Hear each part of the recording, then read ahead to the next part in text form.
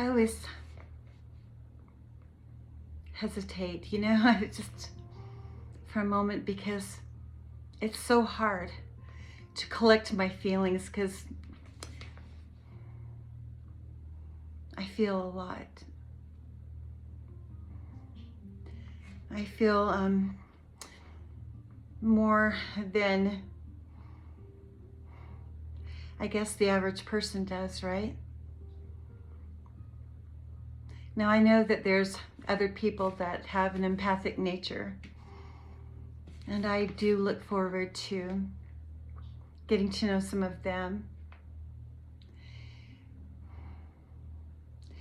But right now, you know, I struggle to speak, because while I know I have so much to be grateful for, I can't help but be heartbroken. It's more than just having your feelings hurt.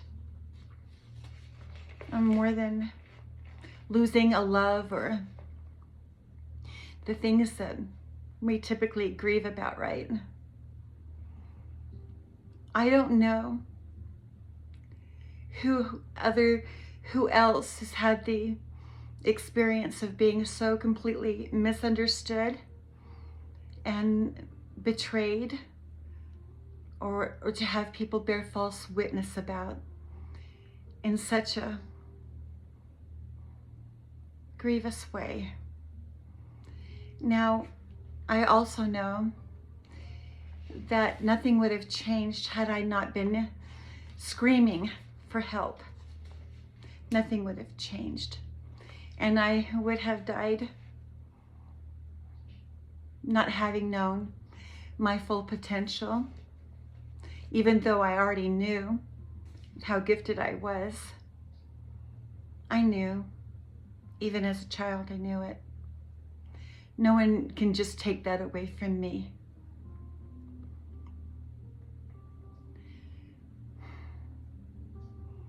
It's heartbreaking to think that I've spent 3/4 of my life already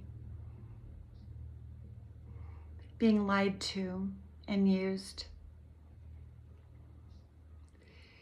And, you know, as grievous as it is to have an ex-husband do something like this to you, that's just diabolical.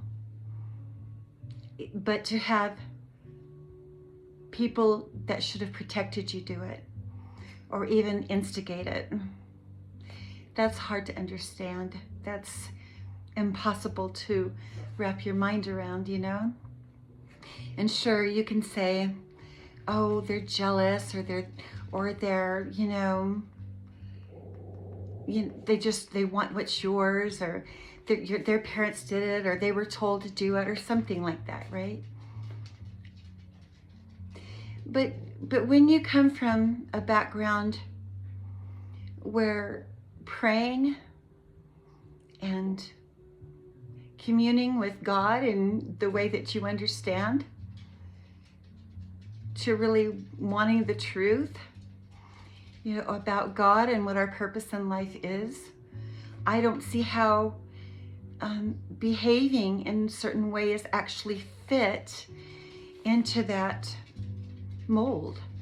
It doesn't. It's contrary. It would be opposing forces of the things that are, you know, like jealousy, envy, gluttony, greed, the 7 deadly sins, right? How do those things actually fit in with even the Christian faith? How does that work, right?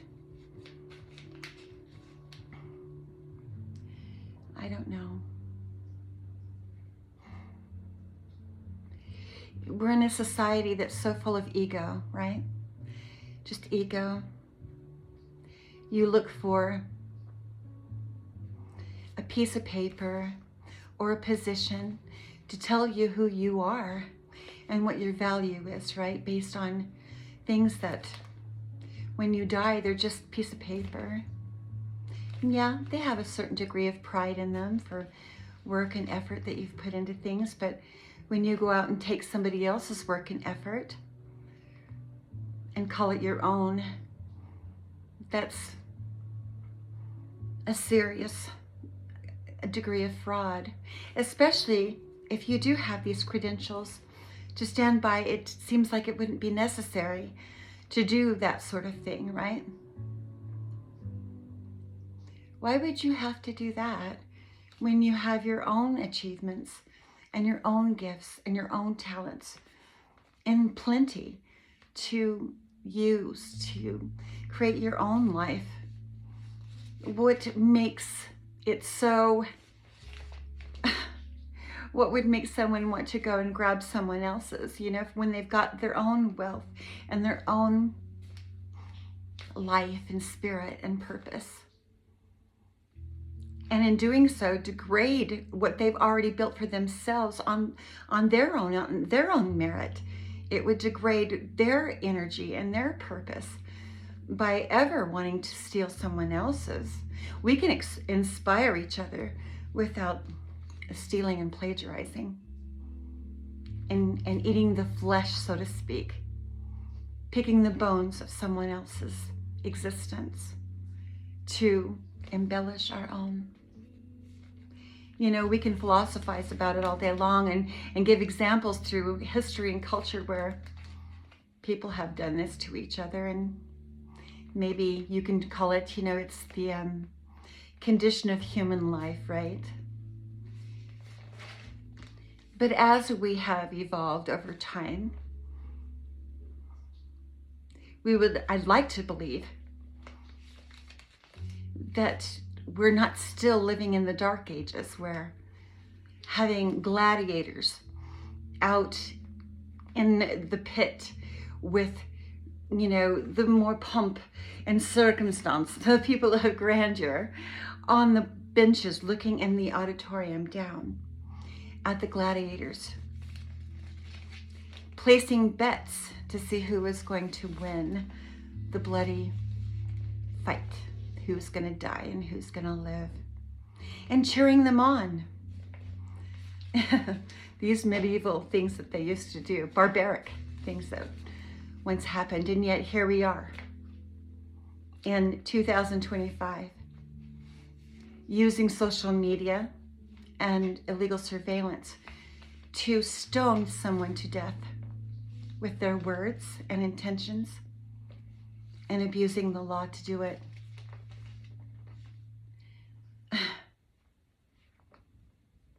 It's like maybe it's a giant mirror and everybody can see their part in that play of feeding off the frenzy and pain of others, you know. But the frenzy is coming from these people that are watching, like these bloodthirsty cannibals, just watching these pitiful creatures down in the pit be torn apart. And that humanity is truly lost if we can do that even today to our brothers and sisters, either actual brothers and sisters, adopted brothers and sisters, to foster children.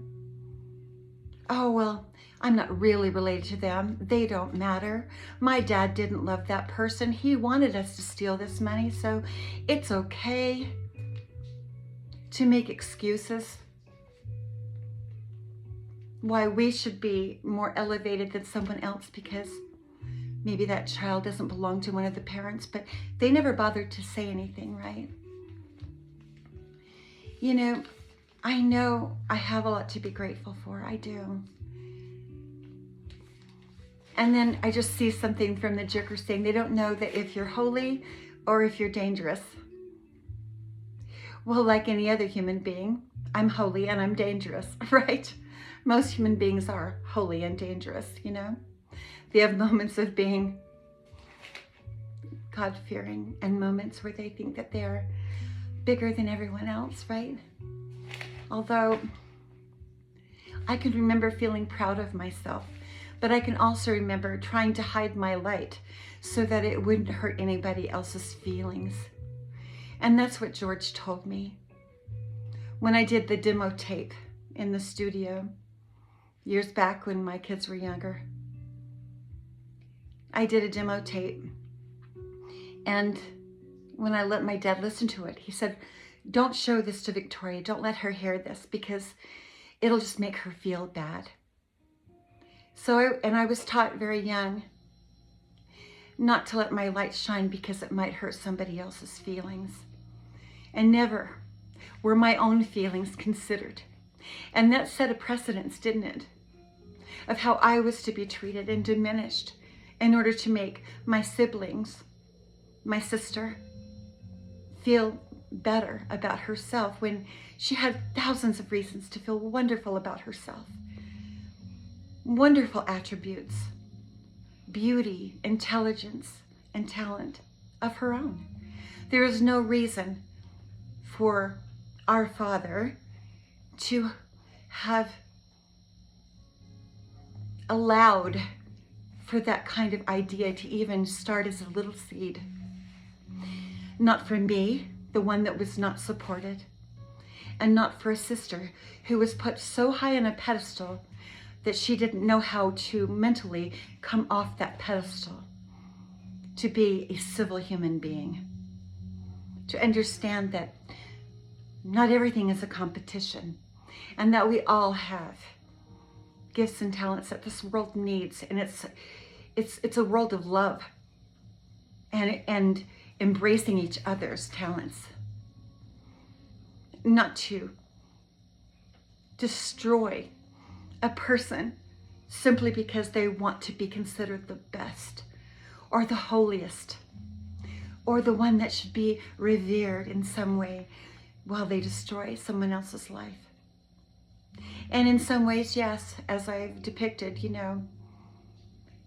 it was with our parents, growing up, it was about performance, but mine was squashed. At a very young age, and I've mentioned this before, that when I was in a professional band, this was a band of adults when I was just 17 when I started. But by that time, I was writing my own music, which I didn't play in the band, but I got to travel with them. And really, that was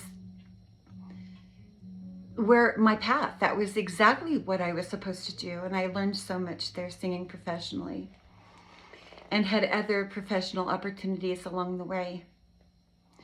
Those opportunities and those experiences that I experienced should have never had any sort of bearing on what my siblings were doing, ever. No, because there was an age gap. In some of that time, I had siblings that were on the other side of the country. They weren't even living in the same town, as I was. They weren't a part of any of it. My growth was not, I didn't attach myself to them at all.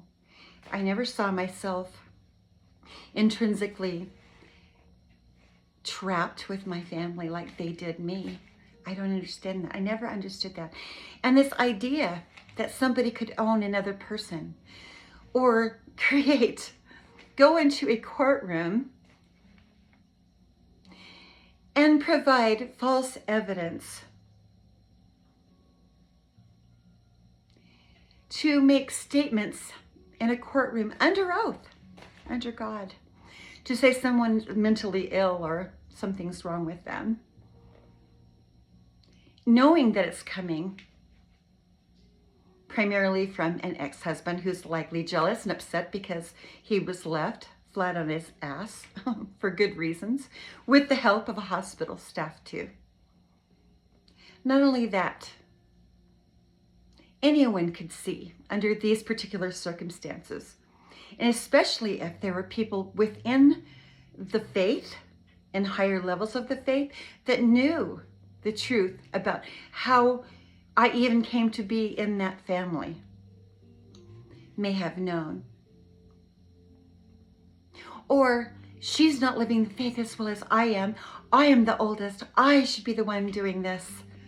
And not even for a moment considering the free agency of another adult and their right to due process, the freedom of speech, to be able to stand on their own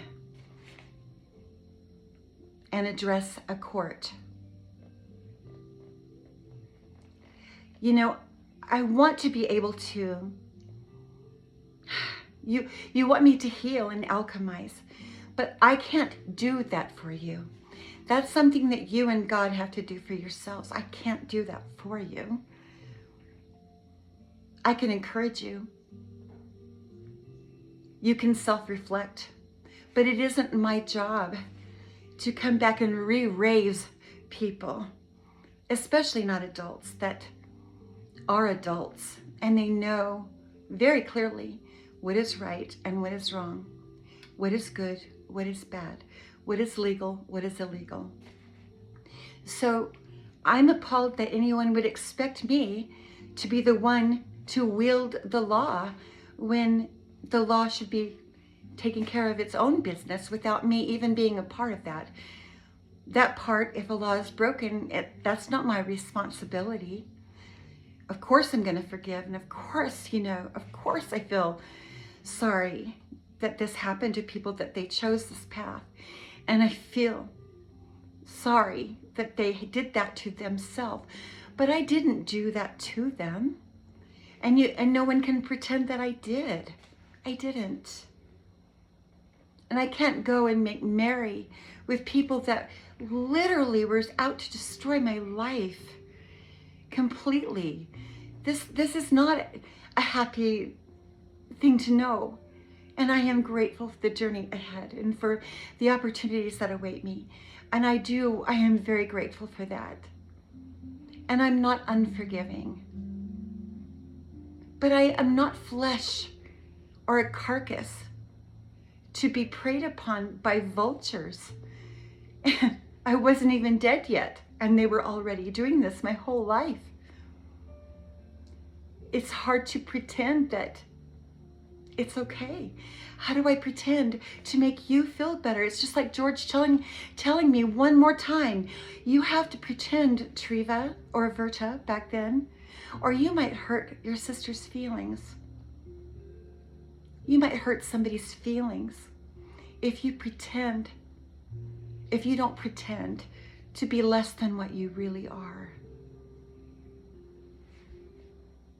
My heart is breaking, but not for you. It breaks for me because I have spent most of my life fighting this sort of mentality, this twisted mentality that you can simply wipe out someone and put another person in their place. When I was growing up, I loved this movie. It was one of my favorite movies with George C. Scott. And I love ghost stories. It was called The Changeling with George C. Scott. And it was about a little boy that was an heir, but his legs were crippled, right? His legs were crippled, and he really was crippled. And he was in the bathtub. And his father, George C. Scott comes in there and he's haunted and he doesn't know what's going on. But he figures it out. And maybe I shouldn't spoil the story for you, because it's really a very good story. And it's funny how our movie technology is is so impressive these days, but that these older movies, they seem funny. But it's so sad. About a little boy being drowned by his own father and replaced by someone he's proud of. Somebody who isn't crippled, that can be the heir to make the father look better about himself, right? Or maybe it was that they wanted to hurry up and kill this heir because they were married to the heir's mother who had died, and he wanted to be able to, as the controller of the estate, wanted to be able to take the money or the inheritance, right? So basically that's what that story was about. And the child, the hurt child, coming back from the grave and finding his chain, and I don't know why, but when he was digging in a well, like they went to someone's house that had been built over a well, and they tore and this is in the movie, and they ripped out the floorboards and they dug down in this well. And somehow and they couldn't find anything, but all of a sudden, the chain that was given to this little boy that died by his father or mother, and it matched the same one that the senator was wearing around his neck, and was able to match both ends. Now the senator was the heir. He was the heir in the end of the movie, right? But they were able to match up the two pieces of this necklace, and to see that the senator, who had been raised as the heir, was not the blood relative of the little boy that was drowned. But right as George C. Scott's down there, I remember his name, but he was digging in the dirt, and the chain comes up, and it had Joseph Carmichael's name on it, which was the name of the senator, right? Joseph Carmichael. But it's very much the same idea, exactly, actually, you know, the same idea. That a child, because of, and you know, I was never mentally disabled. I was an abused child, but I was never mentally disabled or had any kind of physical problems. I simply wasn't a daughter of maybe both parents or whoever else. I don't know. Why would my own father do that? I don't know. For the purpose of stealing.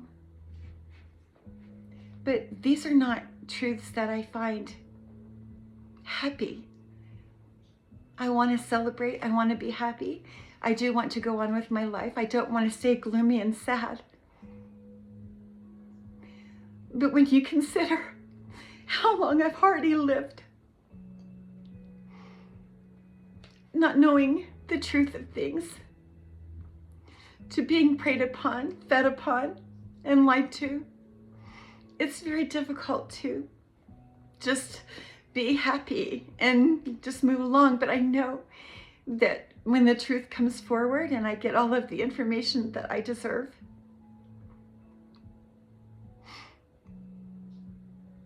that peace will come, and that my own healing, not your healing, but my healing, can really come. You want me to heal you, but how can I heal you when you haven't allowed me to heal myself for a minute?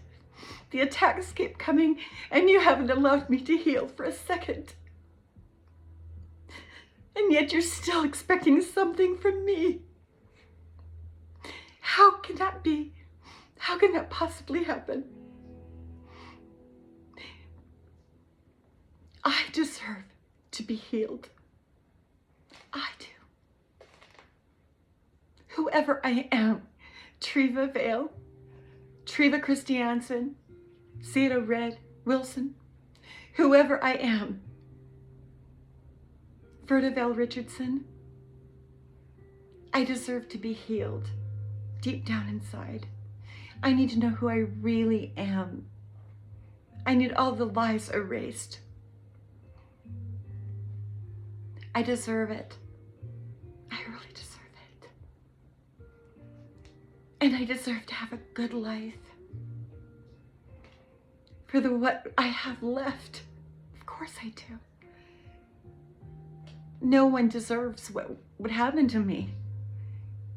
And if anyone else has experienced something like this, they deserve so much better than this, especially from our leaders, right? You know, when I was telling you a while back about that movie, and there I go again. I forget the name of it again.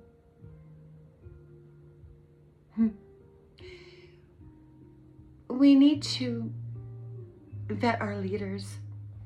There needs to be checks and balance in leadership. I had said in that earlier video that we need to make sure that the people that are leading our communities are taking their oaths very seriously,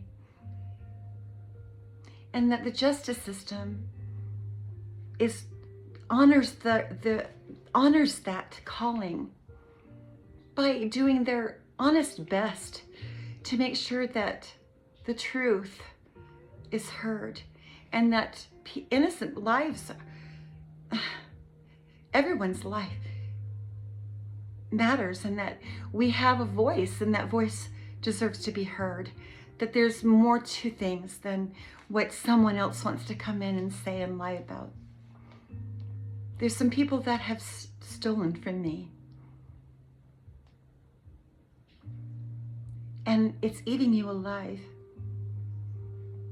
This wouldn't have happened but for a very good reason. Now, I am not trying to tell you that I'm God's spokesperson. In fact, I found that pretty bizarre. I'm a prayerful person. I read energy. Very, empaths are different than the rest of us. I agree with that. We understand, especially the people that are closest to us, we understand who they really are and when they're lying to us.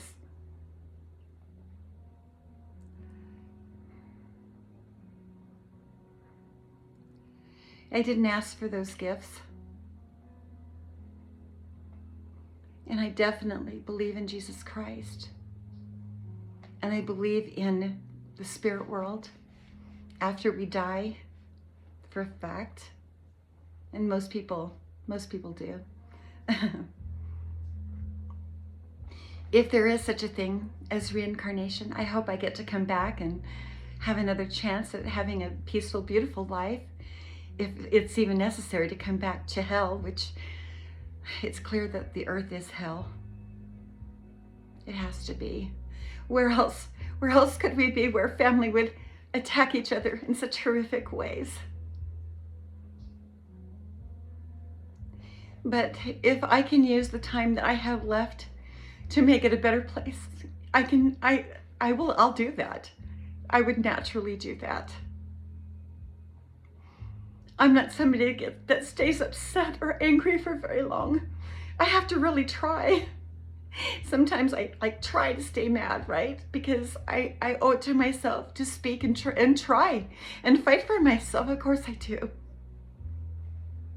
I deserve to be able to fight for myself, even when you don't want me to. You want me to come and heal and save everyone, but I need to be healed. I'm the one that deserves the healing at this time. And I do wish it for you as well. You truly do as well, but it's not the same story. You need to really reflect and decide the kind of person that you really are projecting to this world. The truth matters. Harming people, destroying them for personal gain, exploiting them for personal gain, tearing somebody's life apart, completely disintegrating someone's life and reputation for personal gain is unforgivable. I'm sorry, it is. And I will forgive. Of course I'll forgive. To free myself. But the other part is for you alone and God to work on. It isn't for me to heal. I couldn't possibly do the work that would be necessary to heal you. When you have to do that, you have to go through the effort. You have to get on your knees and pray. You're the one that goes to the doctors and counseling. I did that raising my kids. I went and got counseling. I worked on how my parents treated me. I worked on the dynamic ever since I was a kid and what my family did to me. And even now, as it reaches such an evil crescendo, I'm still working on myself. I was never, ever competing with anyone. I don't watch you. I don't listen to you. I'm totally focused on what's going on in my own life. I really don't. I don't go watch you and see what you're doing at all. And yet I've noticed people being put in my feed that are taking my work and the words that I say right out of my mouth and pretending like it's them. Which is plagiarism. It's plagiarism and people are catching on. Well, your personality doesn't match that person's personality. What are you doing? You owe it to yourself to be yourself. There's only one of you, and you might have something that the rest of us really need. We don't want to steal it from you. We'd rather learn from you. Because I already know that I'm full of wealth. I'm full of possibilities. I'm full of ideas and dreams. And there was never a time, not even when I was little, that I was stealing the thoughts and ideas from someone else. It was always original.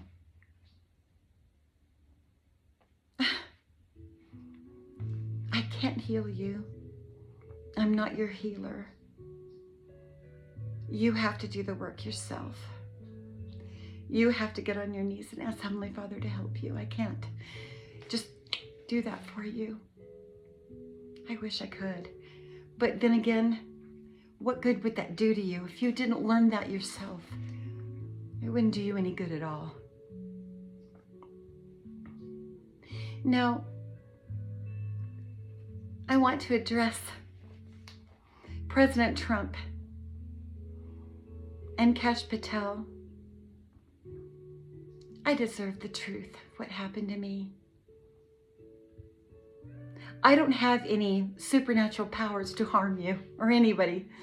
And even if I did, I would never. I would never. That's not, if you look at my life consistently, I've never hurt a fly. Now, you might have gotten your heart broken by me. I might have left you, but it was because you hurt mine. You hurt me or my children, and then I left you. That's why. And that's different. Go and find your own light, your own purpose, and leave others alone. Other people's abundance isn't yours. If you use that, you're counterfeit. You're not authentic. And I am so anxious. I am so anxious for the truth to be brought to me, for my life to be set free from this constant abuse and harmful treatment. I thank God and my angels for caring enough about me, for seeing the true person that I truly am, and to have them come forward and to reveal the things that my soul needs to know. My soul needs to know. Please hurry. I don't exactly have that much time, you know.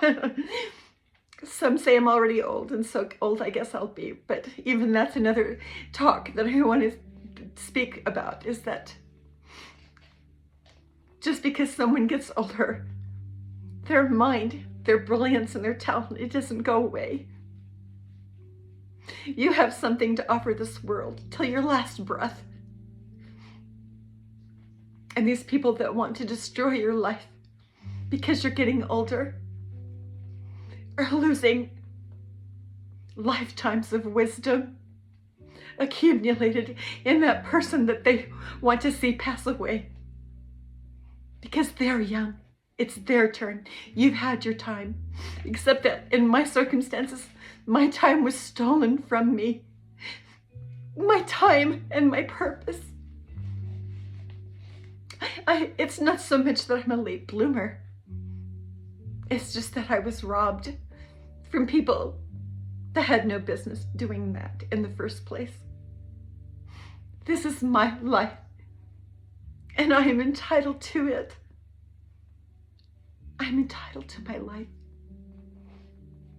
and to my journey, and to my future. I am.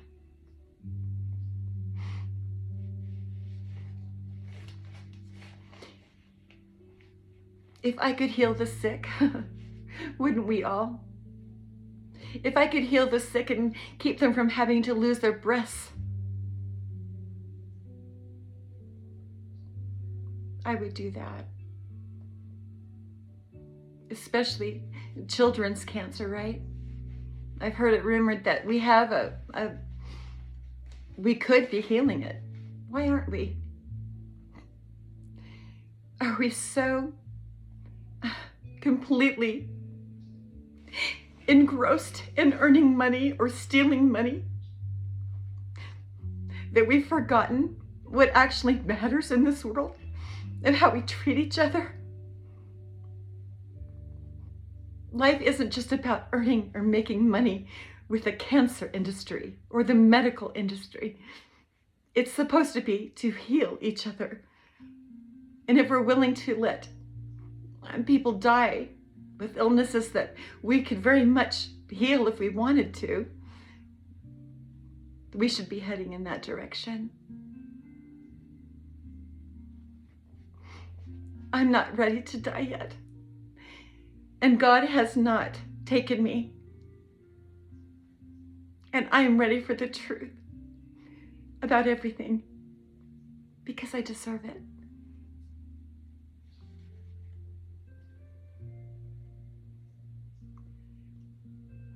I do pray God blesses you to open up your eyes and to really consider the kinds of things that you're valuing as a person, as your families, you know. What do you value?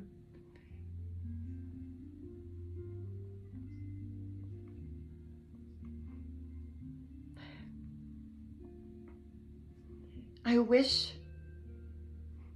you good love and good life. I wish you healing.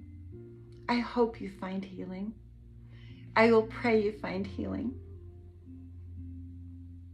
But that's something that's between you and God. I don't have that kind of power. But you do if you want to. You surely do.